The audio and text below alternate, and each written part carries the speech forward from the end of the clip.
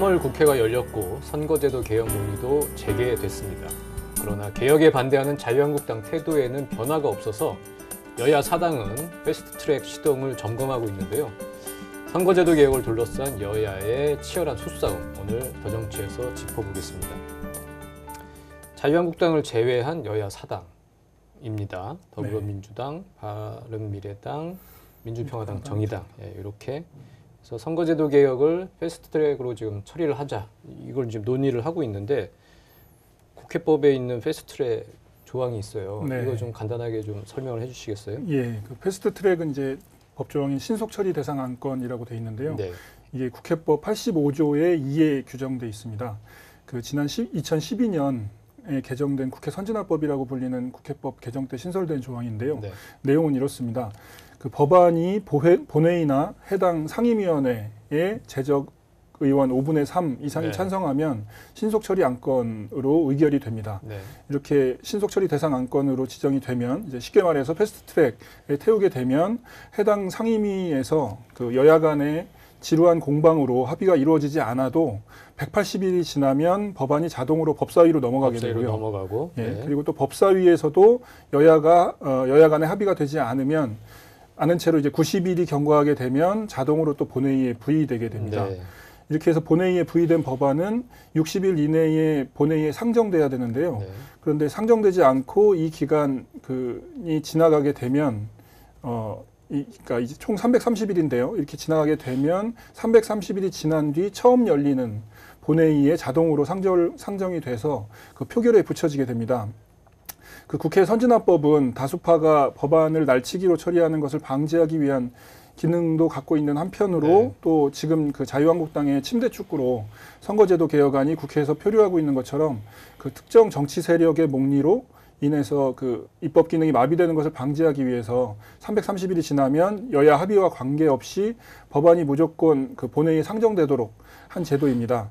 그런데 반드시 330일이 다 지나지 않더라도 중간에 그 여야 간의 합의가 이루어지게 되면 시기는 더 단축될 수도 있습니다. 이게 이제 그 약간의 이제 보충 설명을 좀 더 하자면요. 국회법 개정, 그러니까 국회 선진화법을 2012년에 도입을 하면서 여야 합의가 되지 않으면 법안이 본회의에 상정이 안 되고 네. 통과가 어렵도록 여야 이제 다 합의해서 해라 이렇게 하면서 그럴 경우 이제 야당이 무조건 우리는 이제 못한다. 이제 우리 김근영 기자는 침대 축구라고 표현을 했습니다만 이제 뭐 무조건 반대하는 거, 뭐 목리를 부린다고 할까요? 이제 그런 경우에는 좀 곤란하지 않느냐. 그렇게까지 하면은 야당 때문에 국정이 안 돌아갈 수 있으니까요. 그래서 예외 조항을 둔 겁니다. 그렇다면 국회의원 중에 한 5분의 3 정도가 찬성을 하면 60%입니다. 그렇습니다. 네.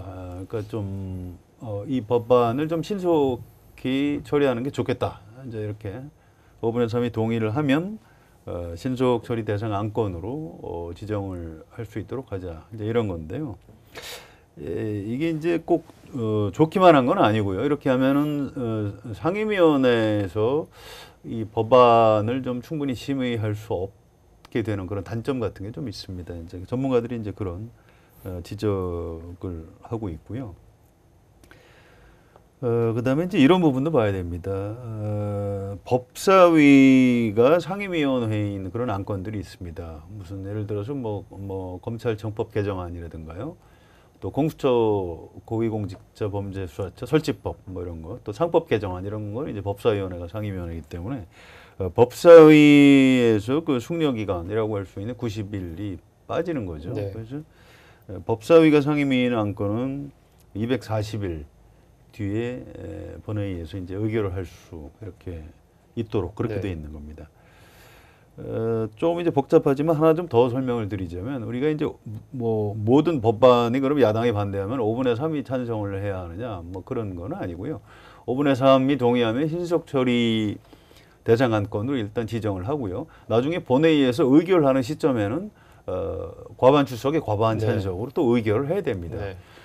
네. 신속 처리 대상 안건으로 지정하는 시점하고 본회의에서 의결하는 시점이 또 상당히 차이가 있기 때문에 그래서 슬로우 트랙이라는 말도 있죠. 그렇죠. 근데 이제 이 법안이 그대로 본회의에서 가결된다는 보장도 없습니다. 정치 지형이 이제 어떻게 달라지느냐에 따라서 본회의 법안 통과가 뭐 그대로 되는 것은 아니다. 이제 이 점을 조금 유의해서 봐야 되고요. 또 한 가지는 이제 이게 무슨 패스트 트랙이냐, 슬로우 트랙이지 네. 이런 비판이 있는데 이건 2012년에 법안을 도입할 당시는 지금 여야가 바뀌어 있었습니다. 그래서 이제 새누리당이 그 당시 여당이었고요. 지금 민주당이 야당이었는데 그때 새누리당 쪽에서는 이거 패스트 트랙이니까 한 180일 정도로 하자 이렇게 했는데 민주당이 절대 안 된다 반대를 해서 330일로 지금 네. 늘어난 그런 이제 에피소드가 있지요. 사실은 좀 줄이는 게 맞을 것 같습니다. 네, 그렇습니다. 지금 어쨌든 자유한국당을 제외한 다른 정당이 손을 잡고 선거제 개혁을 하겠다. 자유한국당을 어찌 보면 이제 포위하는 전략인데 자유한국당이 이제 상당히 이거 하면 우리 의원직 총사퇴하겠다 이렇게 상당히 반발하려는 태세이고요. 네. 어쨌든 선거제도 개혁을 하려는 것도 자유한국당이 선거제 개혁에 지금 미동도 않고 있기 때문인 거잖아요. 네, 그렇습니다. 그 자유한국당은 이제 그 승자 독식이자 네. 거대 양당에만 유리한 그 현재의 선거제도 아래에서 기득권을 누려왔습니다. 네. 그래서 지금의 선거제도 하에서 자유한국당이 이제 조금 잘하면 이제 원내 1당이 되는 거고 또 아무리 잘못해도 원내 2당 지위는 계속 누려왔거든요. 그래서 자유한국당은 이제 선거제도를 바꾸기보다 지금 이대로가 좋다 이렇게 여기면서 선거제도 개혁에 반대 입장을 계속 일관되게 보이고 있습니다.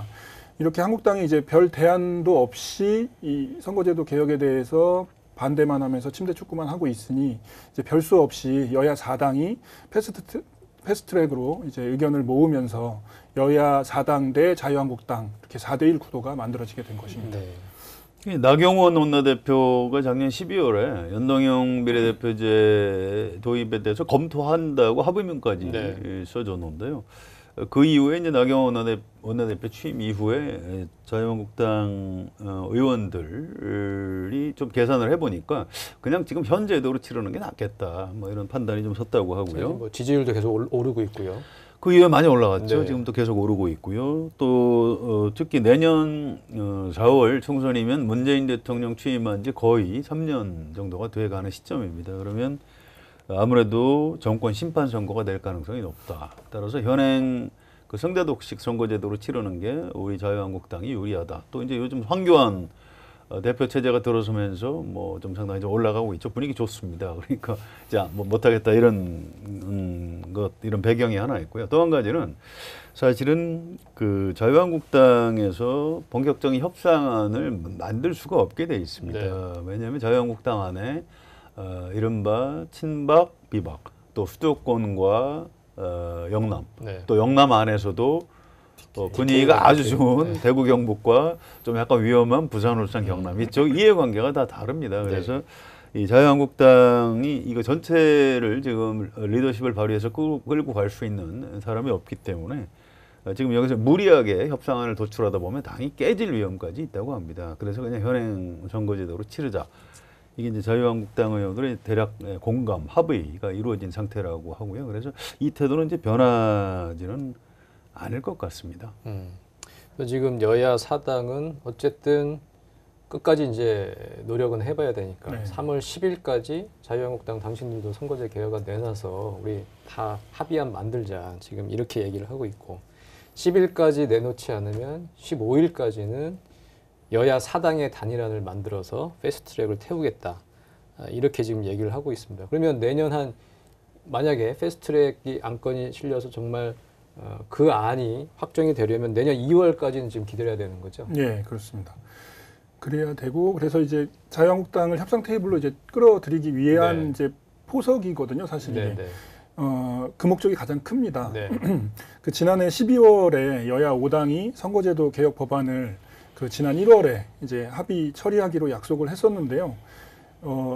그 시기가 이제 되기 전까지 여당인 더불어민주당과 그 야 3당인 바른미래당, 민주평화당, 정의당은 선거제도 그 개혁안을 내놨습니다. 그런데 그 여야 5당 중에 그 약속을 했던 여야 5당 중에 자유한국당만 아직까지도 그 자체 선거제도 개혁안을 내놓지 않고 있거든요. 네. 그래서 자유한국당이 이렇게 이런 식으로 이제 배째라 하고 나오면 사실상 국회에서 실질적인 방법이 이제 패스트트랙 외에는 없는 상황입니다. 그래서 여야 모두 패스트트랙은 자유한국당을 논의 테이블로 끌어들이기 위한 최후의 수단이라고 말하고 있습니다. 그 심상정 정개특위위원장도 패스트트랙은 그 한국당을 배제하기 위한 게 아니라 협상 동참을 촉구하는 것이다라고 네. 이렇게 말을 했고요. 그 선거제도 개혁 그 논의에서 스스로를 이제 왕따시키고 있는 자유한국당을 향해서 그렇게 하다가는 정말로 한국당이 배제된 채로 선거제도 개혁이 될 수 있다, 이런 메시지를 이제 패스트트랙을 통해서 보내면서 그 한국당이 선거제도 논의 테이블에 나오도록 그 하기 위한 이제 유일하게 남은 방법이 패스트트랙이라고 볼 수 있겠습니다. 네. 이 배경에 대해서 조금 더 이해할 필요가 있는데요. 왜냐하면 자유한국당이 무슨 뭐 악마의 집단이기 때문에 이걸 반대하고, 뭐 민주당하고 다른 정당은 다 뭐 천사같이 착한 사람들이라서 패스트트랙을 하자 뭐 이런 건 아니고요. 사실은 민주당에서도 꼭 선거제도를 개편을 해야 되느냐, 의원 개개인들한테 물어보면 뭐 별로 그 학업의 뜻이 없습니다. 네. 그런데 지금 문재인 정부하고 더불어민주당에서는 이 선거제도 개편도 중요하지만 여러 가지 문재인 정부의 꼭 필요한 개혁 법안들을 통과시켜야 합니다. 네. 지금 자유한국당이 이제 반대를 하는 상태에서는 통과가 안 되는 거죠. 그런데 바른미래당하고 민주평화당, 정의당에서는 선거제도 개편이 되지 않으면 내년 총선에서 의석을 이제 얻기가 어렵고, 그러니까 선거제도 개편이 꼭 필요한 야3당, 네. 문재인 정부의 개혁 입법이 꼭 필요한 민주당, 이 양쪽의 이 계산이 지금 맞아 들어가기 때문에 네.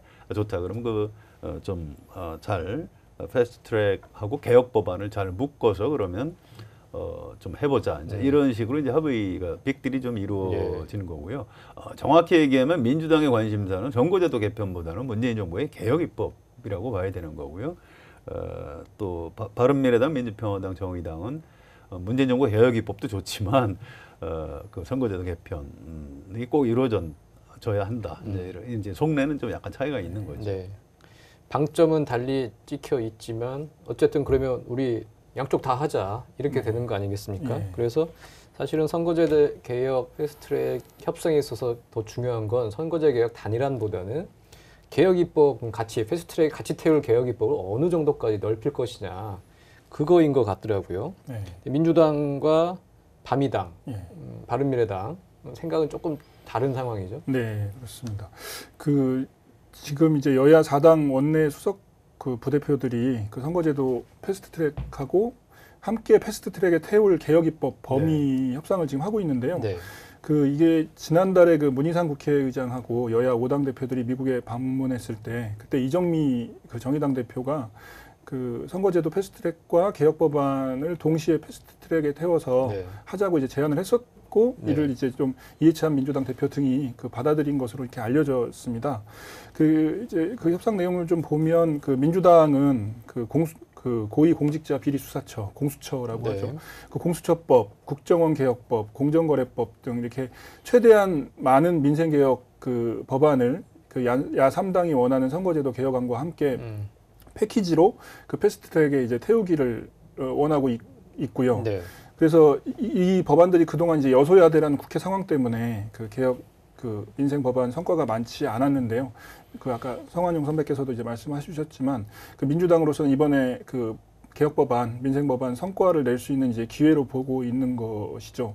그리고 또 민주당 내에서 또 이제 지역구가 줄어드는 그 선거제 개혁을 하게 되면 이제 지역구가 줄어들게 되게 될 가능성이 큰데, 지금 뭐 225석 얘기도 나오고요. 예. 네. 그렇게 해서 이제 그런 등의 이유로 이제 선거제도 개혁에 반발하는 의원들의 여론을 누그러뜨릴 수 있는 이제 명분이 되기도 합니다. 이 개혁 네. 입법을 이제 할 수 있다라는 이유, 명분이 돼서요. 그래서 이제 최대치로 민주당에서는 이제 그 민생 개혁 법안 범위를 최대치로 이제 하고 네. 있고요. 근데 반면에 그 야 3당 중에서 가장 그 보수색이 짙은 바른미래당은 그 선거제도 개혁 법안과 이제 패키지로 패스트트랙을 이제 지정하는 것들을 좀 부담스러워하고 있습니다. 네.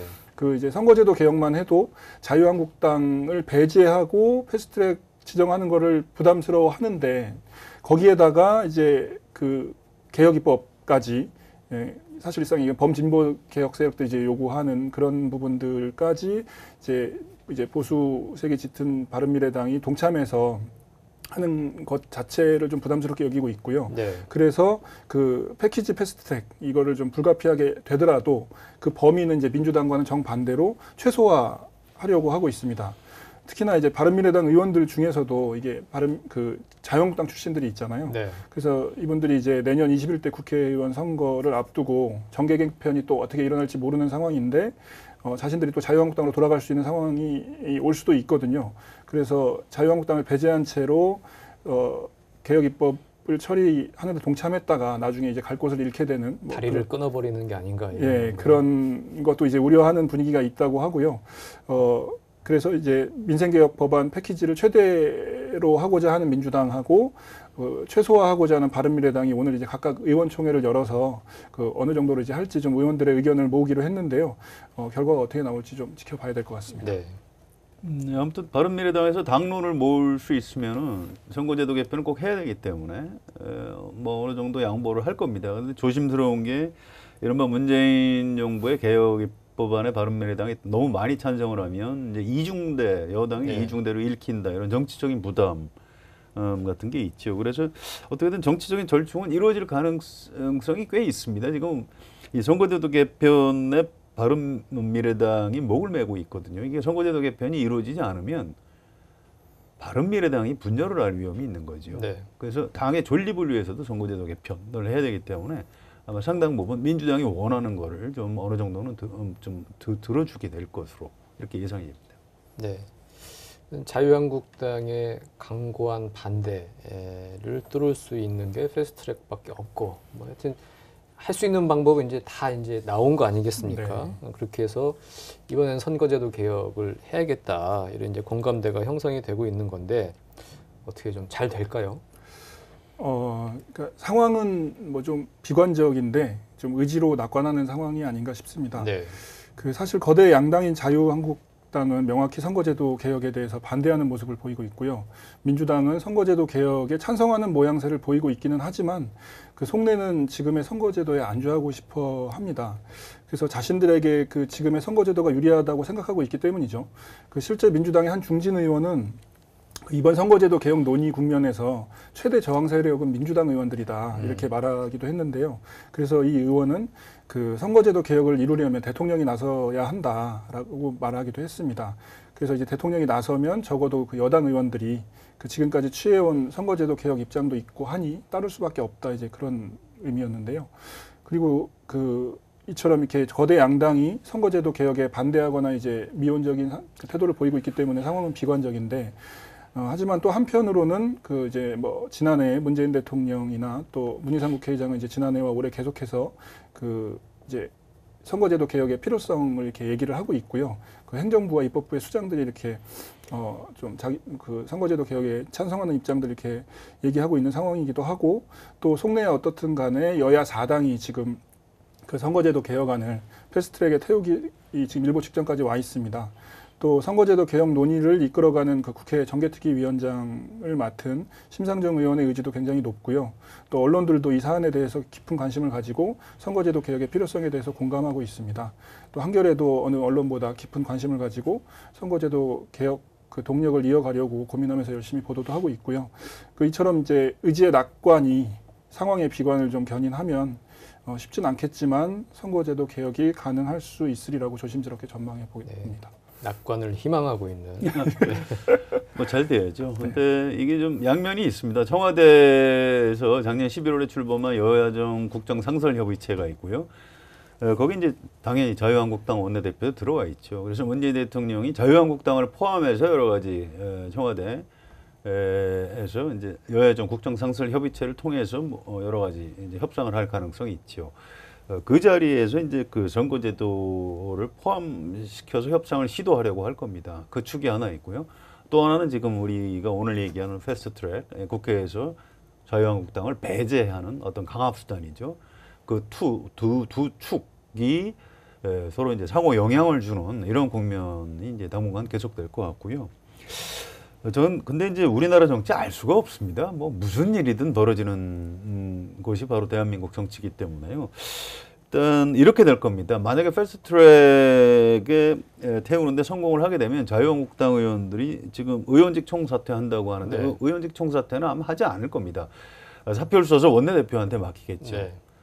사실은 의원직 사퇴하려면 국회의장한테 사표를 내고 사무실 폐쇄하고 보좌관들 다 집으로 보내고 월급 반납해야 됩니다. 근데 그럴 리가 없죠.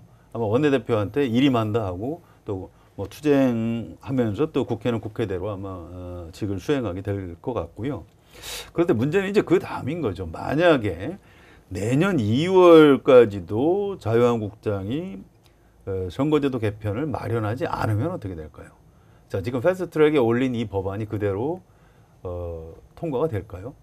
아마 쉽지 않을 겁니다. 민주당 의원들 입장에서는 지역구 의석이 25개나 줄어들게 되고요. 자기 지역구가 줄어드는 사람 거기에 해당되는 사람이 2배 봐야죠. 한 네. 50명 정도가 해당이 되는 겁니다. 만약에 50명이 이 선거법에 대해서는 찬성 못한다라고 부표를 던지면 선거법은 패스트트랙 대운 선거제도 개편안은 무효가 되는 거고요. 꽝이 되는 거고 현행 선거제도에 따라서 그냥 총선이 치러지는 거죠. 네. 그래서 지금 이미 자유한국당 의원들 중에 바른미래당하고 정의당, 민주평화당 의원들한테 속지 마라. 당신들 민주당 의원들한테 나중에 당할 수 있다. 이제 이렇게 이제 설득을 하고 있죠. 지금 이 패스트트랙에 태우지 말란 얘기죠.